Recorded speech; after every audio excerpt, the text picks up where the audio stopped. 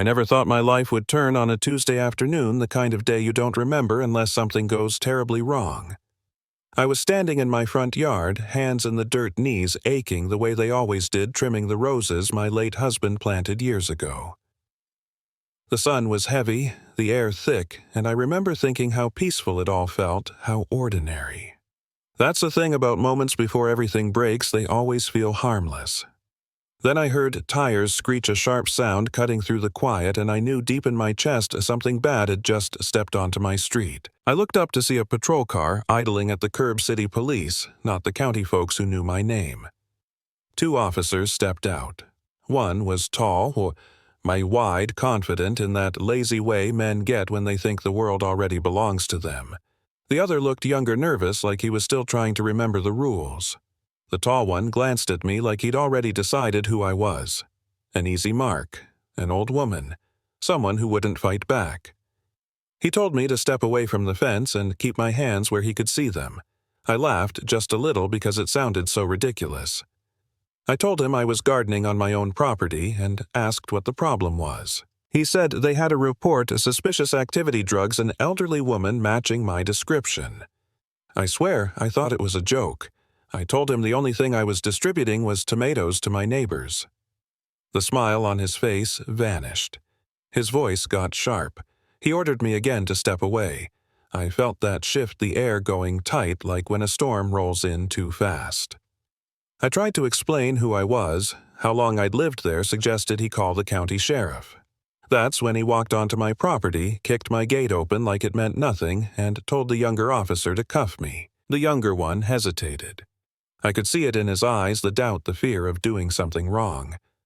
I planted my feet and told them no. Demanded to know why they were trespassing. The tall officer didn't like that. He grabbed my wrist, twisted it behind my back with a force meant to hurt, not restrain. There was a sound, a sharp crack, and pain exploded up my arm. I screamed.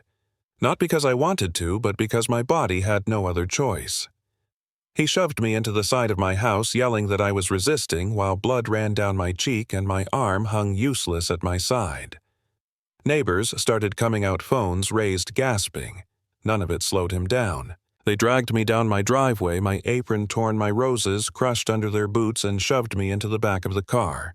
No ambulance, no check, just slammed the door and told me I should have thought about my medicine before I decided to run a drug ring. I sat there sweating, shaking, holding my broken arm, wondering how a life of doing everything right could still land me in the back of a police car. Yeah, that happened. At the station, they booked me like a criminal.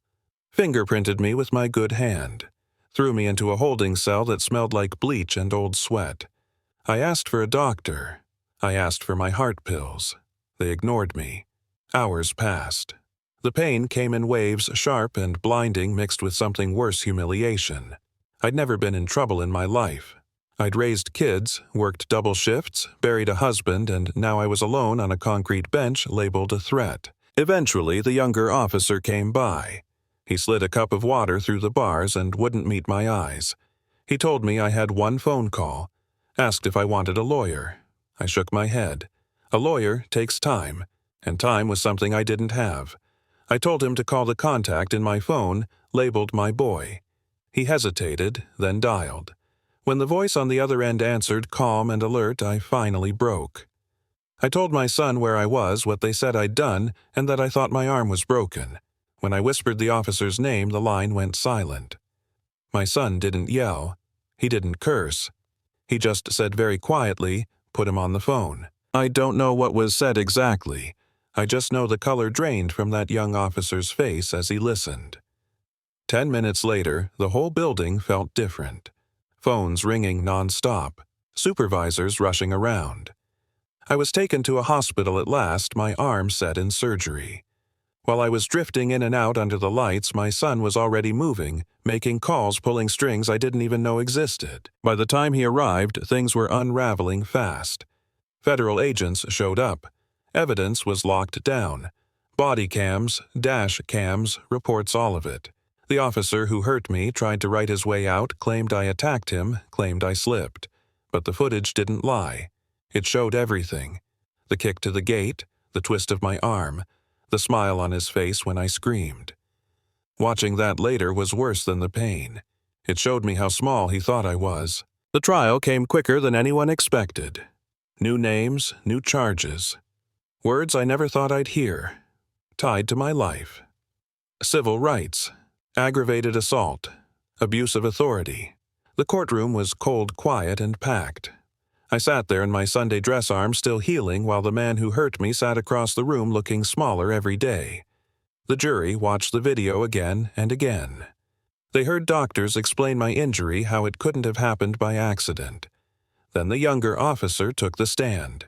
He told the truth, said they were bored, said his partner wanted an easy target, said I never resisted. When the verdict came back guilty on every count, I felt something loosen in my chest that I'd been holding since that afternoon in the garden. The sentence was heavy.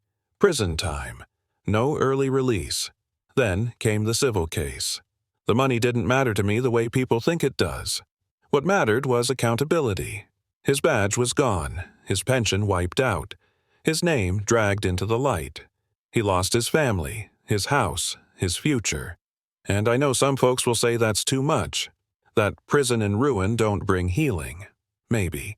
But I also know what it feels like to be treated like you don't matter, like your pain is a joke, and I wouldn't wish that on anyone. A year later, my yard looks different. New fence, stronger posts, roses planted thicker than before. The neighbors came together to rebuild it. No cameras, no speeches, just people showing up. My arm still aches when it rains. A reminder I carry quietly. My son sits with me on the porch. Sometimes no uniform now, just a man who decided his place was closer to home. We talk about ordinary things. Weather, the garden, life. Here's the part that might make people uncomfortable. I don't hate that officer. Hate would keep me tied to him forever. What I want is for people to look at this story and ask hard questions.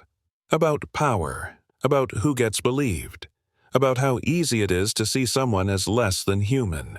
Because this didn't happen in some dark alley. It happened in broad daylight on my lawn while I was tending roses. And it can happen again if we pretend it's rare. So now I want to hear from you. Was justice served, or did it go too far? Have you ever seen someone abused by authority and stayed quiet or spoke up? Do you think the system works, or only when someone powerful pushes back? Drop your thoughts in the comments, argue with each other if you need to, because these conversations matter more than pretending everything's fine. If you've lived something like this, tell your story. Silence is what lets it happen again.